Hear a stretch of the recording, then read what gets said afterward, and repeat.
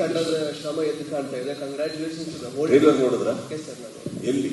Sir ಇಲ್ಲೇ. ಅರೆ ಶಾರದಾ ನೋಡ್ಲೇ ಇಲ್ಲ. ಅವ್ರು ಅದನ್ನ ಬಿಟ್ಟು ಎಲ್ಲ ಕೇಳಿದ್ರು. ಅದೇ ಸೊ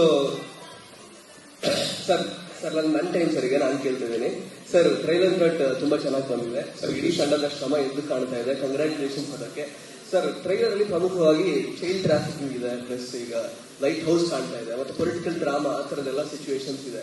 ಸೊ ಜಸ್ಟ್ ಒಂದು ಬ್ರೀಫ್ ಆಗಿ ಸಿನಿಮಾ ಬಗ್ಗೆ ಬಿಟ್ಕೊಡೋದಾದ್ರೆ ಏನ್ ಎಕ್ಸ್ಪೆಕ್ಟೇಷನ್ ಇಟ್ಕೊಂಡು ಸಿನಿಮಾ ನೋಡಕ್ ಬರ್ಬೇಕು ಆಕ್ಚುಲಿ?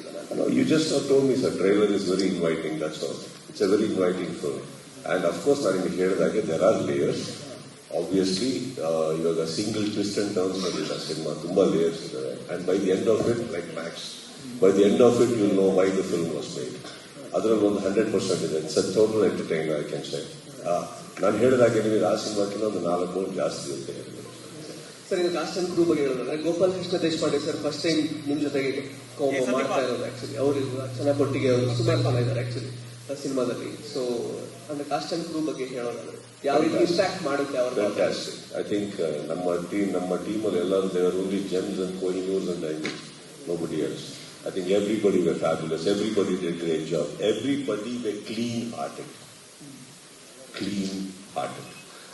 ಇಲ್ಲಿ ಮಾಡಿದ್ದಕ್ಕೆ ಮನೆಗೆ ಹೋಗಿ ರೂಮ್ಗೆ ಹೋಗ್ಬಿಟ್ಟು ಇನ್ನೊಬ್ಬರ ಬಗ್ಗೆ ಮಾತಾಡ ಅಯ್ಯೋ ಇದು ಬಿಡ್ತಾರ ಏನಿಲ್ಲ. ಅಷ್ಟೇ ನಗಾಡ್ಕೊಂಡು ಅಷ್ಟೇ ಖುಷಿಯಾಗಿ ಅವರೆಲ್ಲರೂ ವೇದಿಕೆ ಮೇಲೆ ಬಂದು ನನ್ನ ಬಗ್ಗೆ ಮಾತಾಡಿದ್ರು ಸರ್. ಆಕ್ಚುಲಿ ಬಿಟ್ರೆ ನಾನು ಅವರುಗಳೆಲ್ಲರ ಬಗ್ಗೆ ಮಾತಾಡೋದಕ್ಕೆ ತುಂಬಾ ಇದೆ. I think they because of their clean heartedness and their what do you say, one positive energy ಅವರೆಲ್ಲರೂ ಸೆಟ್ಟಿಗೆ ತಂದಿರೋದ್ರಿಂದ I also felt very nice to work every morning.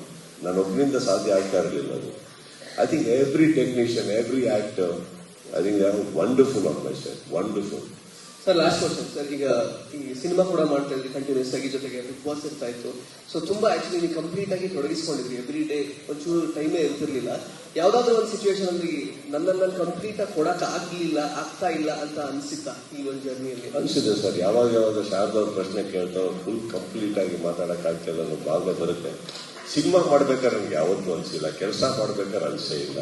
ಕಷ್ಟ ಬಂದಾಗ್ಲೂ ಅನ್ಸಿಲ್ಲ, ದುಡ್ಡಿಲ್ಲ ಅಂದಾಗ್ಲೂ ಅನ್ಸಿಲ್ಲ, ಊಟ ಇಲ್ಲ ಅಂದಾಗ್ಲೂ ಅನ್ಸಿಲ್ಲ, ಒಟ್ಟಿಗೆ ಯಾರು ನಿಂತಿಲ್ಲ ಅಂತ ಅನ್ಸಿಲ್ಲ. ಬಟ್ ಅವ್ರು ಯಾವ ಪ್ರಶ್ನೆ ಕೇಳಿದಾಗ್ಲೂ ಕಂಪ್ಲೀಟ್ ಆಗಿ ಉತ್ತರ ಕೊಡ್ತಾ ಇಲ್ಲ. ನಮ್ಗೆ ಈಗ ಬರುತ್ತೆ.